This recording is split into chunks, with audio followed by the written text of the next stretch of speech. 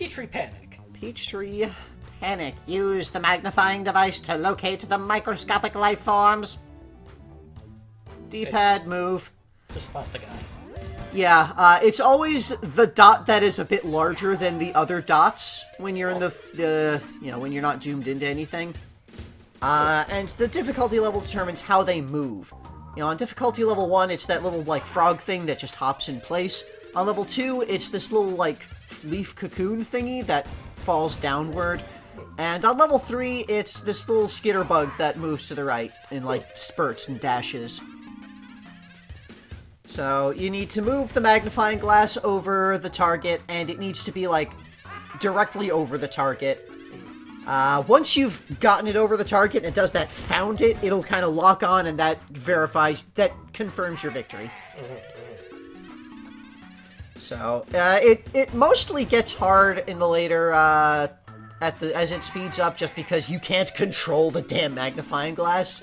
Well, you know, it moves very quickly, even on low speeds. Like, you scroll past it's a small area that you actually get to see, and you kind of scroll very quickly past it. So it's very difficult to just kind of stop it right on the spot. Precise. Yeah. Like, if you are, like you see there, if you're just moving over it, if you haven't stopped, it's not going to stop for you. So yeah, that's this game. So, you're saying? Was I? You were saying something about Orbulon, and we got distracted by a cat. We lost our train of thought. Anyway, so Orbulon's an asshole, and I don't like him. Yeah. Yeah.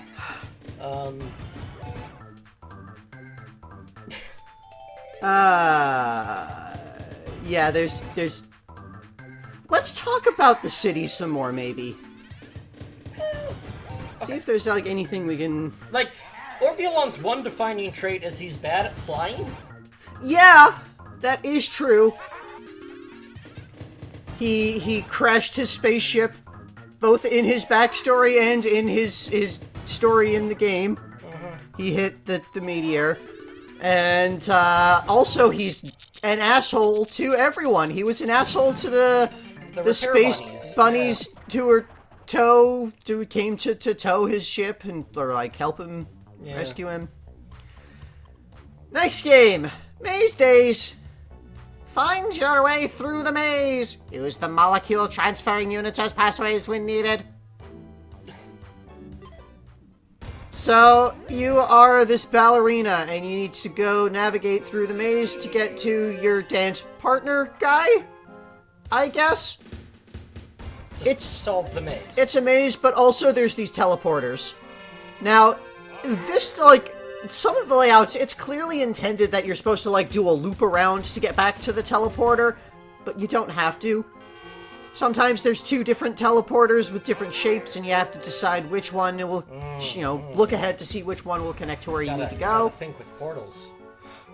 So, this one gets very difficult at high speed just because stopping to make a turn is, like, the way that you move, it requires you to really be, like, slow and precise with actually stopping if you need to make a turn before you hit a wall.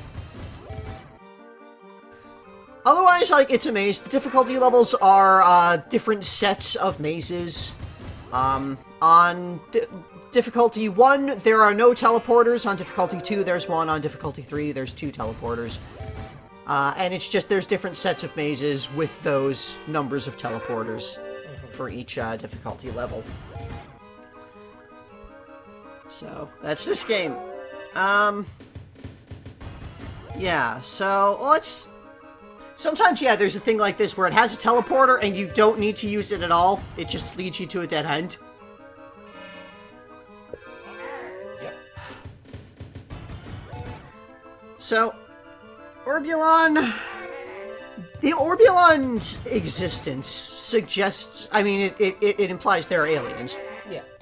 And there's potentially an entire species of him. He's the only one around, though. He's just kind of here on his own. And I have to wonder, is that because he's an asshole and he got kicked out of the other alien place? Yeah. Did his species cast him out because he's a jerk, or is he representative of them? What's the total? Count the number of amphibious creatures crossing the lily pad. Careful, you cannot make corrections. Press A to count. So here, little frogs hop across, and you get a little clicker, and every time you press A, it pushes the clicker, which increases the number on it by 1, and you need to match the number with the total number of frogs that crossed the thing. That's it. That's and you it. can't go down, you can only Yep, just you can click it only once. push A to go up, so if you've passed it, then you screwed up. And of course, if you don't hit it enough, then you've You also also screwed up. Yep. It's just, you know, it'll after they've crossed, it gives you like a brief moment to kind of lock in your guess, and then, you know, it decides it. This one's pretty easy, I found, because Yeah. I'm good at Counting. seeing things. I have eyes Like, the that are difficulty pretty level just okay. seems to be a higher concentration. Yeah, of that is in frogs. fact it. The difficulty level is, it determines the range of possible numbers of things that can cross. Like on level 1, it can be between 1 and like 3 or 4 or something like that. On level 2, it can go up to like 6 or something. On level 3, it can go up to larger. It's larger number, generally speaking, on higher difficulty. And then as it gets fast, it can be hard to keep track of them, because they kind of blend together a little.